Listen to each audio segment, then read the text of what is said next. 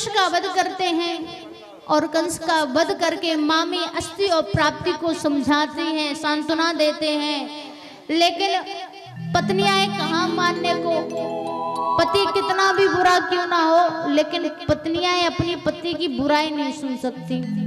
आज तो मामा कंस का वध हो गया है, मामी अस्थि और प्राप्ति को भगवान सांत्वना दे रहे हैं। इसके पश्चात जो है जितने भी राजा महाराजा आज बंदी बने हुए थे, सबको कारागृह से बंधन मुक्त कराया और आज जो है बंधन मुक्त करा के वासुदेव और माँ देवकी के पास भगवान श्री कृष्ण कन्हैया पहुंचे। हाथों से बेड़ियां खोली, पैरों से जब बंधन मुक्त कराया, अश्रुओं द्वारा जो है आज भगवान ने माता पिता के चरणों का आशीष वचन लिया कि भगवान कहने लगे कि 11 वर्ष 56 दिन बीत गए, आज जो है इतने समय बाद मुझे पुत्र होने पर धिक्कार है कि मैं आपका पुत्र हूं, क्योंकि इतने समय तक कंस ने आपको न जाने कितने अत्याचारों से आपको गुजरना पड़ा होगा, कितने अत्याचार सहने पड़े होंगे, और मेरा पुत्र होना तो आपके लिए कोई भाग्य वाली बात है ही नहीं कि मैं आपका पुत्र हूं। क्योंकि ऐसे पुत्र से होना अच्छा तो पुत्र ही नहीं हो, क्योंकि जो अपने माता पिता को कष्ट दे, जो माता पिता को दुख दे, ऐसे पुत्र का पुत्र होना ही नहीं होना अच्छा है। इससे अच्छा तो माता पिता बिना संतान की रहे।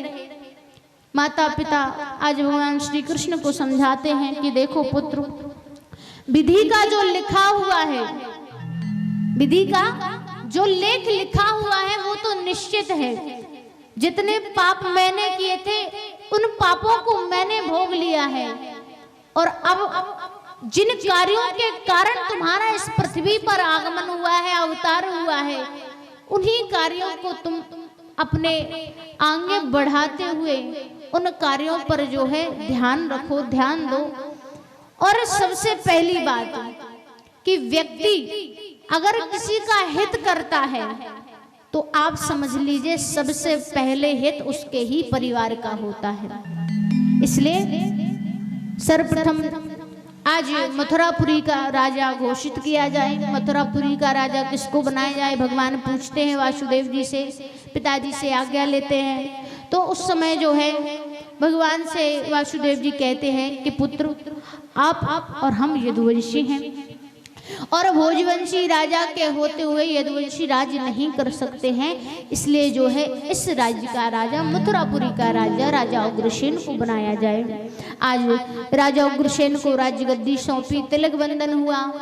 माता से अब आगे की योजना की बात की कि अब आगे क्या करना है, कैसा क्या होगा। माता ने सर्वप्रथम जो है शिक्षा का आदेश दिया कि जाओ सर्वप्रथम शिक्षा को पूर्ण करो, क्योंकि व्यक्ति जो है बिना शिक्षा के अधूरा है। तो पहले जाओ उज्जैन में जाकर आप अपने गुरु से, जो हमारे कुल गुरु हैं, उनसे जाकर शिक्षा करो, और शिक्षा पूर्ण करके उनको गुरु दक्षिणा में जो कुछ भी वो आपसे मांगे उनको दे करके अपनी शिक्षा को पूर्ण करते हुए आगे की जो है योजनाएं देखते हैं, बनाते हैं क्या कैसा होगा।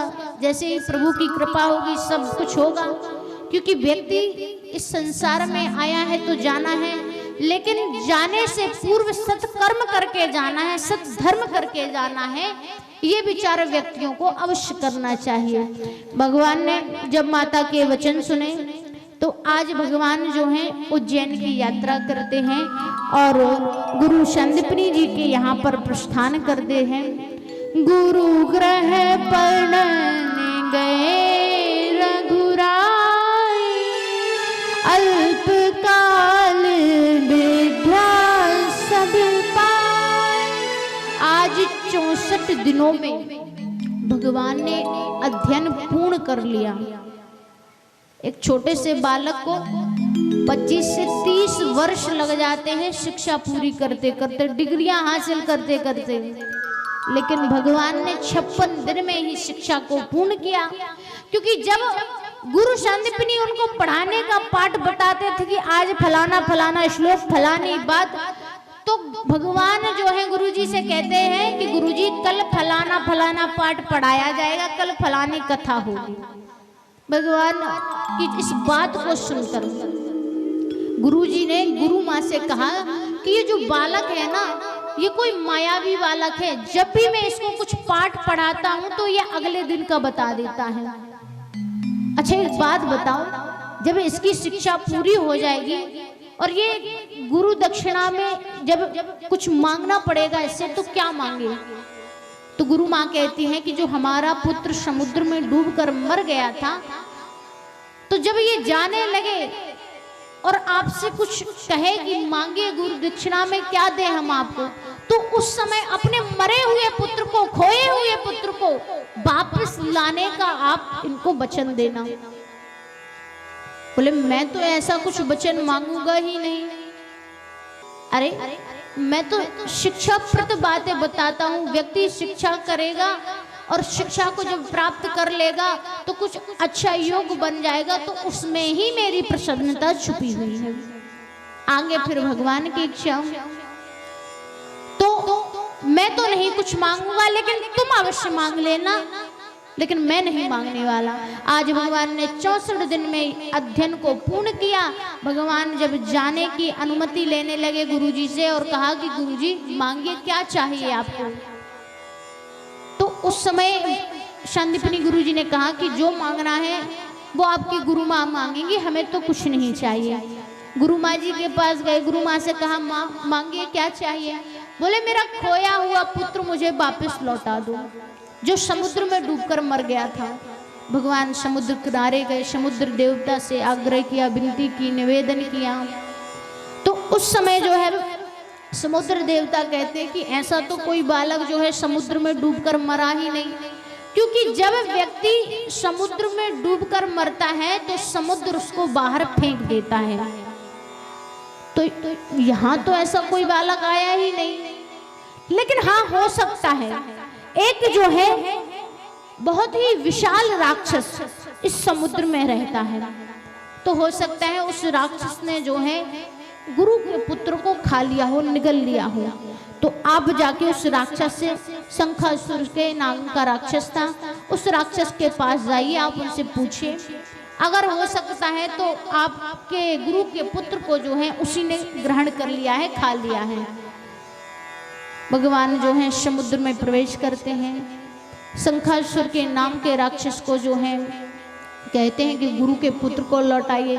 तो तब उसका वध करके जो है भगवान आज गुरु के पुत्र को, आज गुरु माँ को सौंप देते हैं। और भगवान जो है गुरु के यहाँ से जब लौटने लगते हैं तो बीच मार्ग में उन्हें ध्यान आता है कि मैंने जो है कुब्जा से ये वचन दिए थे कि जब मैं शिक्षा को पूर्ण कर लूँगा तो उस समय जो है मैं आपके घर पर अवश्य आऊँगा, घर को अवश्य पवित्र करूँगा।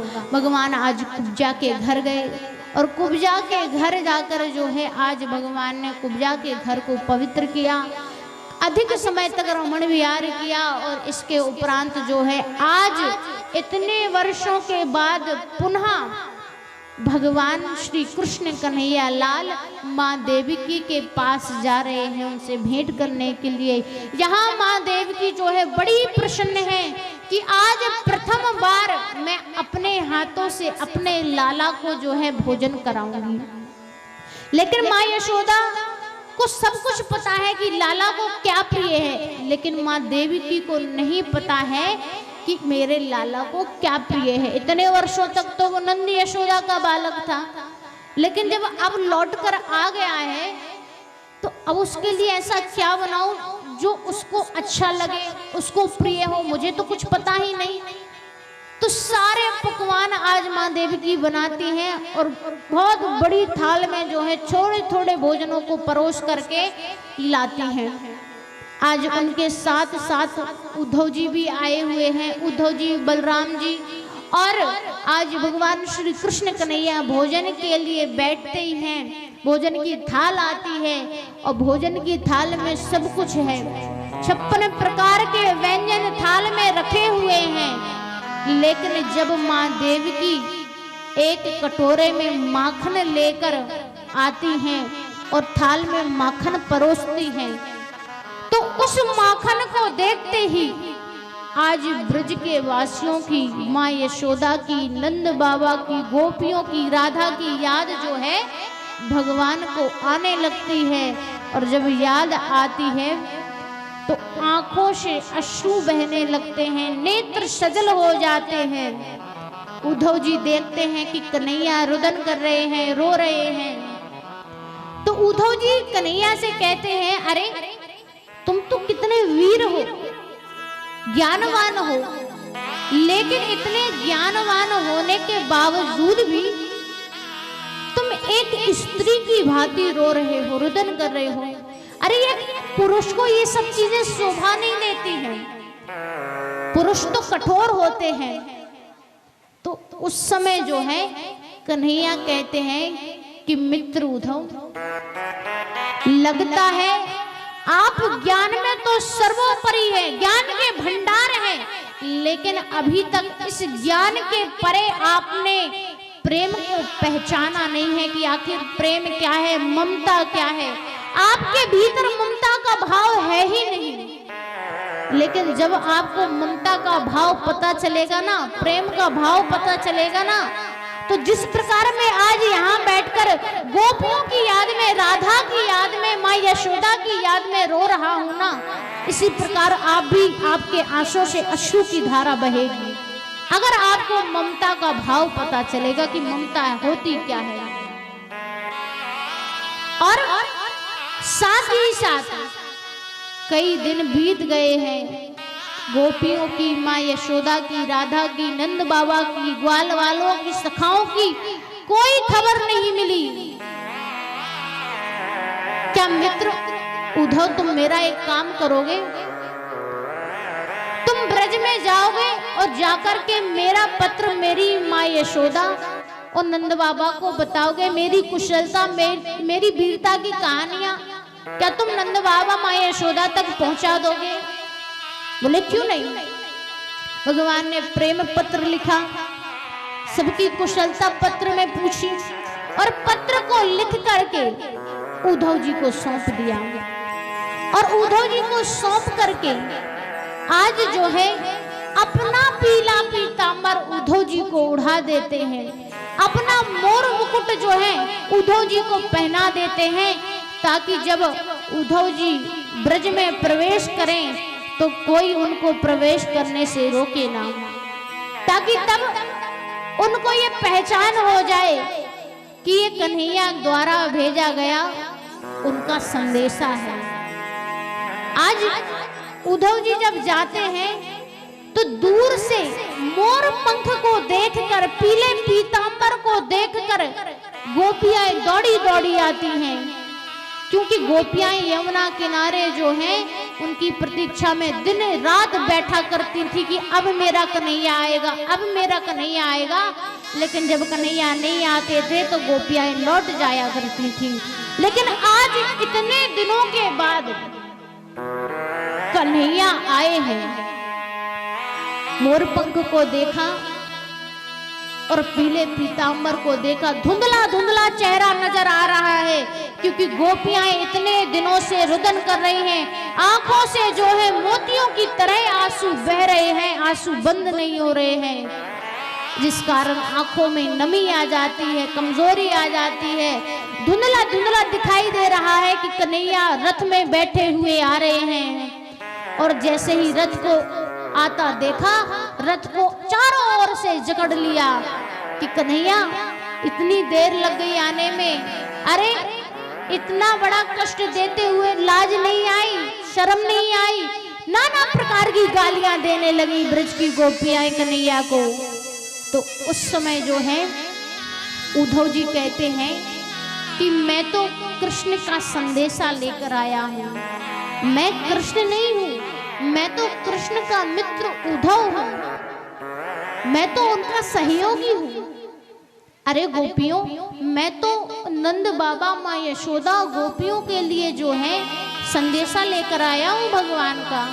बोले अच्छा मेरे कन्हैया का संदेशा आया है, पढ़ के सुनाओ ना कि आखिर कन्हैया ने संदेशे में क्या लिखा है। बोले ठीक है, पहले नंद बाबा को बुलाओ, यशोदा को बुलाओ। सबको बुलाया गया, ब्रजवासी एकत्रित हुए और उद्धव जी आज उस पत्र को पढ़ रहे हैं, जिस पत्र को आज भगवान श्री कृष्ण ने संदेश रूप में माँ यशोदा, नंद बाबा और गोपी ग्वालों सभी सखाओं के लिए और राधा रानी के लिए भेजा है। अपनी कुशलता बताते हुए भगवान श्री कृष्ण कहते हैं कि यहाँ माँ देवकी से और पिता वासुदेव से मुझे बड़ा प्रेम मिल रहा है। मैंने अनेकों लोगों का उद्धार करके सबका कल्याण करते हुए आज मैंने 64 दिन में विद्या को पूर्ण किया है और गुरु मेरे बड़े प्रसन्न हैं और कहते हैं कि तुम जैसा शिष्य हो पाना बहुत ही कठिन है, ऐसे शिष्य बड़े भाग्य से मिलते हैं। तो गुरु जी को भी मुझ पर बड़ा गर्व है कि मैं उनका शिष्य हूँ। और मैया सब कुछ सकुशल है, तुम बताओ कि तुम कैसी हो, नंद बाबा कैसे हैं, गोपियां कैसी हैं, ग्वाल वाले कैसे हैं, और सब कुछ कुशल मंगल है ना। भगवान के प्रेम पत्र को सुनकर भाव विभोर होकर गोपियां रुदन कर रही हैं, रो रही हैं और कह रही हैं कन्हैया ने भेजा तो प्रेम पत्र ही भेजा, और अगर प्रेम पत्र भेजना ही था तो इससे अच्छे दर्शन तो हम राधा जी के पास जाकर कर लेते। आज गोपियां उद्धव जी को ज्ञान का जो प्रेम पत्र भेजा है ना, इस ज्ञान को बढ़ाते हुए गोपियों को समझाते हैं उद्धव जी कि अरे उस कन्हैया के पीछे तुम रुदन कर रही हो, रो रही हो, अरे गृह गृहस्थी को संभालो, बाल बच्चों को संभालो, अपने ग्रह को संभालो। इन्हें रोने धोने से कुछ काम नहीं चलेगा, वो तो अब राजपाट में भिड़ जाएगा तो तुम्हें भूल जाएगा। तो उस समय जो है गोपियां कहती हैं उद्धव जी से, अरे उद्धव जी आप लगता है अभी प्रेम से ममता से परे हो, जब आपको ममता का प्रेम का ज्ञान होगा ना तो आपको समझ आएगा। और अगर ज्ञान और प्रेम में सर्वोपरि कुछ है तो वो प्रेम है। बोले वो कैसे? बोले वो ऐसे कि जाओ बगीचे में राधा रानी झूला झूल रही हैं और देख लेना उस झूले को आखिर झूला कौन रहा है। अरे यमुना तट पर जाओ और कदम्ब के वृक्ष पर जाकर देखो टहनी पर कौन बैठा हुआ है। अरे ग्वालवाल सखाओ संग तुम घाट पर जाओ, देखो उनके साथ कीड़ा कौन कर रहा है, खेल कौन रहा है। अरे वन में जाओ, गायों के संग देखो जाकर आखिर उन गायों को कौन चरा रहा है। जब गोपियों की बात सुनी, वन में गए तो देखा कन्हैया स्वयं साक्षात जो है अवतार लिए हुए गायों को चरा रहे हैं, गौ सेवा में लगे हुए हैं। तट पर गए तो तट पर देखा कि आज सखाओं संग भगवान कीड़ा कर रहे हैं, खेल रहे हैं। कदम्ब के वृक्ष पर बांसुरी की मधुर तान लिए हुए आज कन्हैया आनंद ले रहे हैं। यहाँ जब बगीचे में जाकर गोपियों की बात को देखते हुए आज जब देखा कि राधा रानी साक्षात बैठी हुई हैं, झूले पर विराजमान हैं और उनके लिए उनकी सेवा में सखियां खड़ी हुई हैं, लेकिन सखियों के होते हुए भी आज राधा रानी को जो है भगवान श्री कृष्ण कन्हैया लाल झूला झुला रहे हैं। इस प्रेम को देखकर, इस ममता को देखकर आज जो है आज उद्धव जी की आंखें सजल हो जाती हैं, अश्रु बहने लगते हैं और गोपियाएं कहती हैं ये तो